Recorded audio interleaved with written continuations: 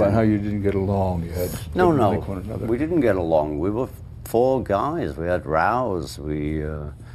What if the funny Beatle you've loved for decades was hiding a life so wild it could topple his legend? At 84, Ringo Starr's ripping the mask off, confessing to blackouts, betrayal, and a brush with death that nearly erased him before the Beatles even began. Behind the peace and love grin lies a saga of excess, shattered families, and a fortune built from the ashes of chaos. Did you know he once walked away from the Fab Four, leaving them begging for his return? Or that his hometown turned on him with vengeance? This isn't the Ringo story you think you know. It's a Hollywood roller coaster of secrets, riches, and redemption that'll flip everything upside down. Buckle up, because the truth behind those drum beats is about to explode, and you won't believe where it takes him next. Picture this. Liverpool, 1940. Richard Starkey, later known as Ringo Starr, enters the world in a modest house on Madron Street, where life hands him a rough deal from the start. His dad walks out when he's just 3, leaving his mom, Elsie, juggling jobs as a maid and barmaid to keep them afloat. Then, at 6, a routine appendicitis surgery spirals into chaos. Peritonitis sets in, plunging Ringo into a coma for a year. He claws his way back only to be hit again at 13 with tuberculosis, locking him in a sanatorium for 2 more years. Imagine that. A kid fighting for his life twice before he's even a teenager. But here's the kicker. Those hospital beds didn't just test him, they sparked something unstoppable. While stuck in recovery, Ringo stumbles onto music. Hospital staff bring in percussion instruments to lift the kid's spirits, and he's hooked, tapping drums and maracas like it's his lifeline. School's out of the picture by 15. No qualifications, just grit. He bounces through jobs, a stint at British Rail, then a machinist gig that leaves him cold. But music? That's where his heart beats loudest. By 1957, he's jamming with neighbor Eddie Miles in the Eddie Clayton Skiffle Group, turning washboards into rhythms that electrify Liverpool's Cavern Club. That Christmas, his stepdad hands him his first drum kit, a scrappy setup that turns their local gigs into something special. Skiffle fades, though, and by 1958, the band's done. But Ringo? He's just getting started. Fast forward to 1959. Ringo's behind the kit for Rory Storm and the Hurricanes, one of Liverpool's slickest rock outfits. He's reborn as Ringo Starr, a name sparked by his ring-clad fingers and a nod to country vibes. They rock residencies from Wales to Hamburg, where fate throws him into the Beatles' orbit. He fills in when their drummer, Pete Best, flakes, and his laid-back charm seals the deal. August 1962. John Lennon and Paul McCartney track him down with an offer, £25 a week to join the Fab Four. He hesitates, loyal to the Hurricanes, but takes the leap. Cue the chaos, fans scream, "Pete forever, Ringo never," and George Harrison catches a fist to the eye defending him. But Ringo's beats win them over, and the rest? Pure legend. Hold on to your seats, because Ringo's dropping a bombshell at 84 that rewrites his story. The funny Beatle image? A mask. He's confessing to dark days, blackouts from heavy drinking, a violent clash that sent him to rehab, and the pain of drifting from his kids. This isn't the Ringo fans thought they knew. Back in the Beatles' heyday, he was the Joker, the steady pulse behind John and Paul's spotlight. Now he's bearing it all. Health scares kept under wraps, a life teetering on the edge, and a comeback that defies the odds. From a kid who almost didn't make it to a global icon, Ringo's journey is Hollywood's wildest plot twist yet. Today, Ringo's living proof that resilience pays off, literally. His garage?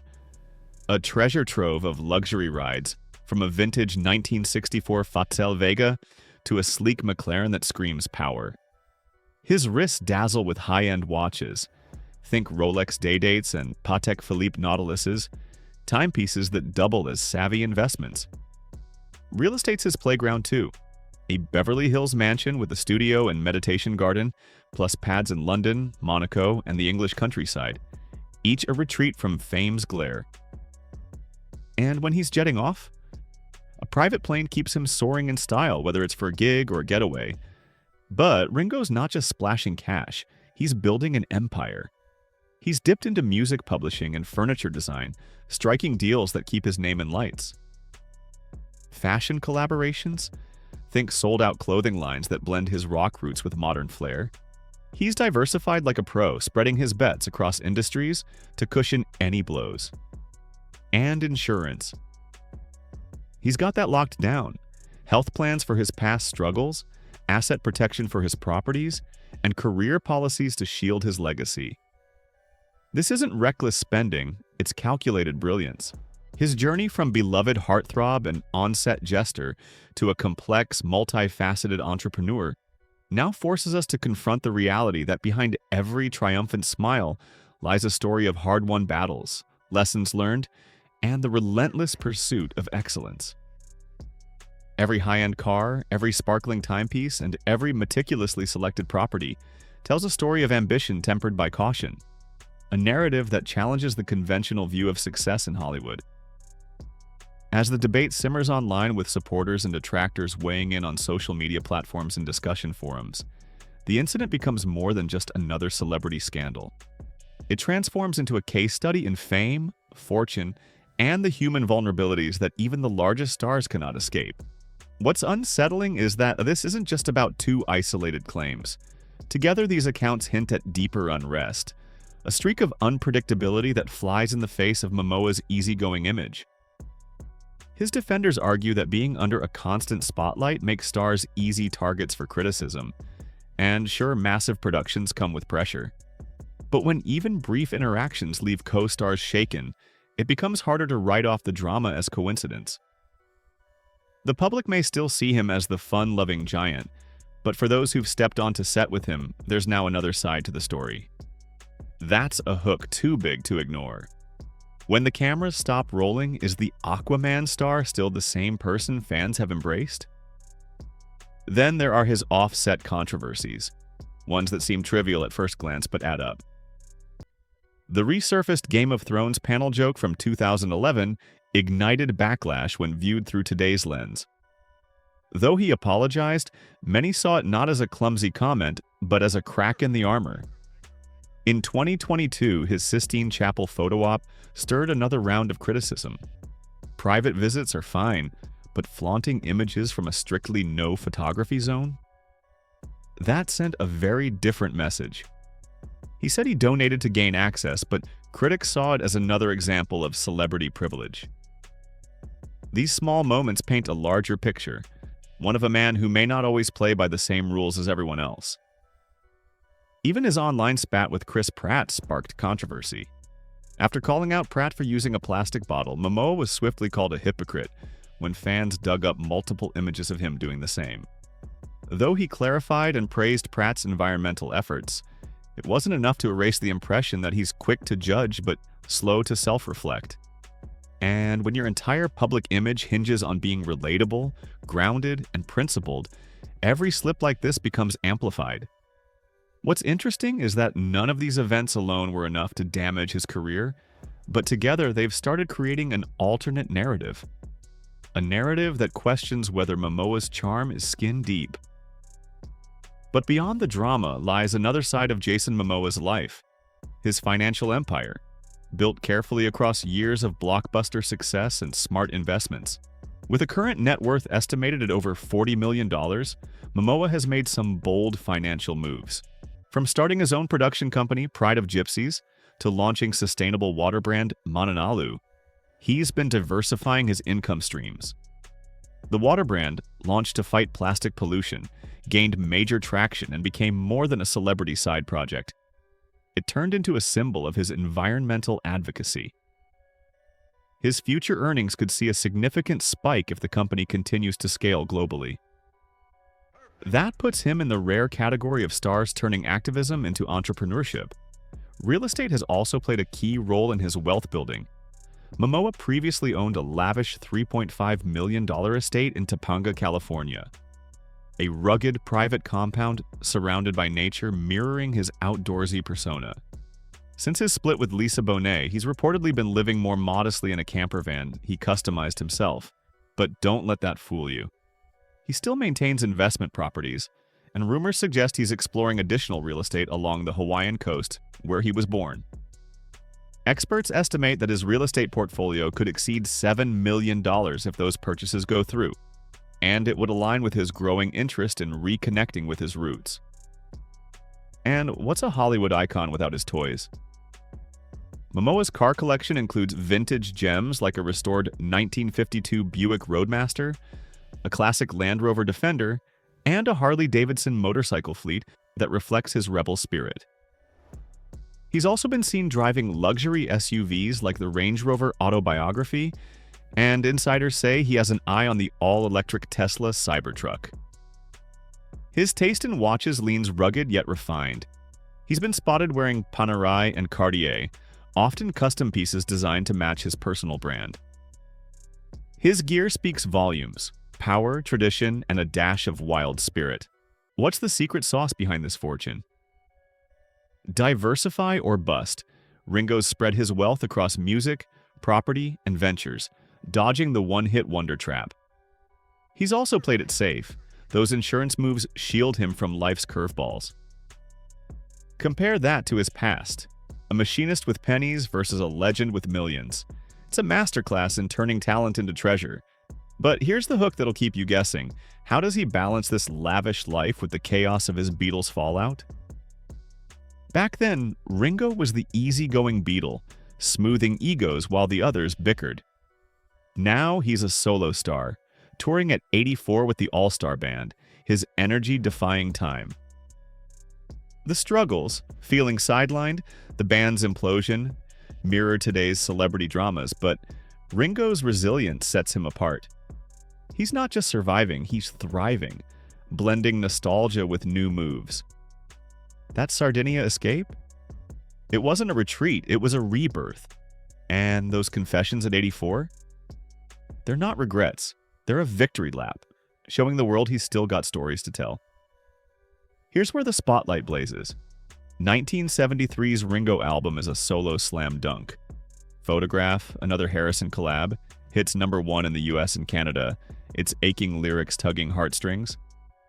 Then You're 16, a Johnny Burnett cover, follows suit. #1 again, with Carrie Fisher sparking the video's charm. This isn't just luck, it's a Beatles reunion vibe. John Lennon pens I'm the Greatest, Paul McCartney crafts 6 o'clock, and George strums along. Produced by Richard Perry with stars like Billy Preston and Harry Nilsson, it climbs to #2 in the US. Back in the Beatles' heyday, Ringo was the steady beat. Now he's a chart-topping force, proving he's no sidekick. But hold up, success doesn't mean smooth sailing. The 70s turn stormy as Ringo's life veers off script. Drinking starts casual, then spirals.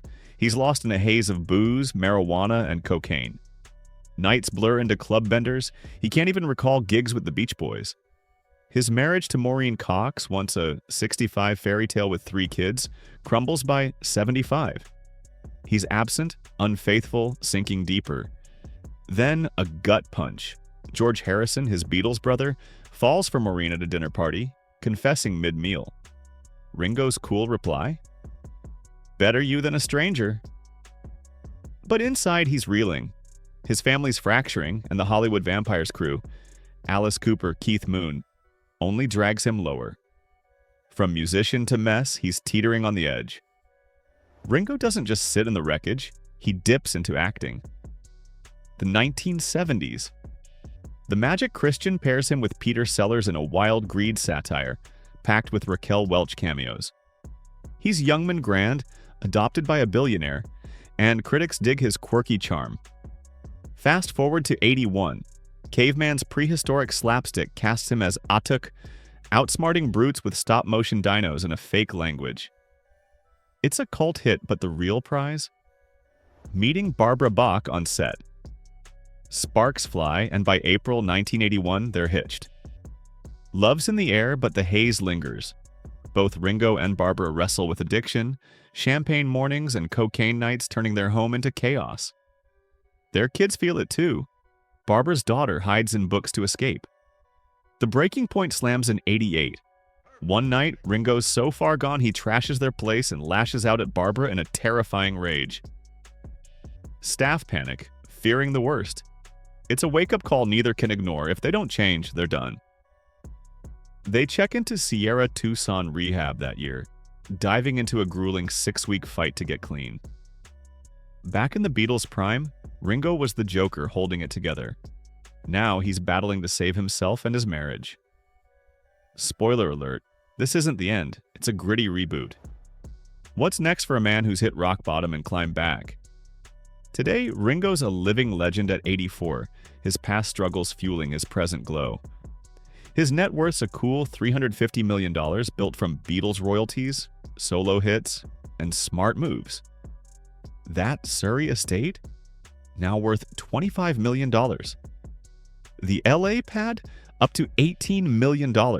His real estate game's strong. Monaco and London properties keep climbing, and experts say his portfolio could hit $100 million soon. Cars? He's traded the Gullwing for a Tesla Model S. Eco-friendly rockstar vibes, while his Patek Philippe Nautilus ticks alongside a vintage Omega Speedmaster. The Gulfstream's still his wings, jetting him to all-star band shows. Business-wise, Ringo's a sleeper hit. Music keeps the cash flowing, and that vegan restaurant steak's growing green. Insurance? He's covered. Health plans for his rehab days, asset protection for his empire, and career policies for his name. Compare that to the 70s. Broke nights in clubs versus sold-out tours now. The lesson? Reinvest in yourself. Ringo turned chaos into capital. But here's the hook that'll keep you buzzing. How does a guy who lost it all rebuild better? Solo stardom, addiction's grip, and a love that pulled him through. At 84, he's touring, drumming, confessing truths that rewrite his legacy. Back then, he was the underestimated Beatle. Now, he's the survivor who outlasts the drama. Caveman wasn't just a role, it was fate, handing him Barbara and a second shot.